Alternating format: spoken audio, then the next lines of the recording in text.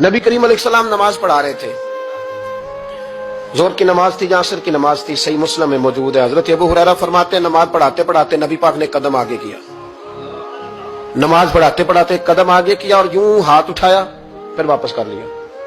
अब नमाज पढ़ के ना तो सलाम फेरा तो सहाबा अर्ज करने लगे या रसूल अल्लाह सल्लल्लाहु अलैहि वसल्लम, वो नमाज में पैर भी आगे किया तो हाथ भी उठाया, तो वजह क्या थी? पहला सवाल तो यह है कि आप लोग नमाज पढ़ रहे थे या हुजूर को देख रहे थे? तो सहाबा तो पहले ही बताते हैं कि भाई हम तो पहली साफ में नमाज इसलिए पढ़ते थे कि नमाज भी होती रहती थी और चुपके चुपके महबूब की दीद भी होती रहती थी।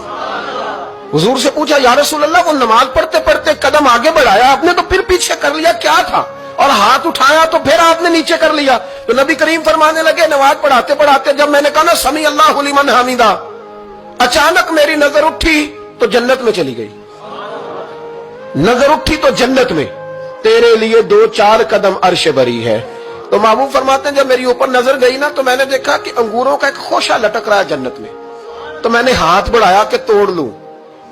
हुजूर खड़े हैं मस्जिद नबवी में और फरमाते हैं कि मैं यहां खड़े होकर हाथ ऊंचा करूं तो मेरा जन्नत तक पहुंच जाता है। फरमाया मेरा इरादा हुआ कि वो खोशा जन्नत का तोड़ लूं और जरा मैंने पैर आगे बढ़ाया ही था तो मेरे दिल में ख्याल आया कि जन्नत राज है तो राज ही रहनी चाहिए, ये राज खोल गया तो मजा नहीं आएगा।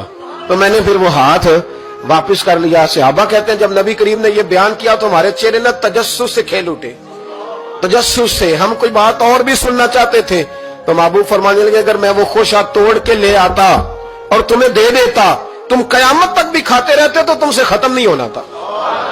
ये सही मुस्लिम की हदीस है। ओ भाई, मेरे रसूल करीम के वाक़या में राज पे शिकवा करना, कहना समझ में नहीं आती कैसे गए थे।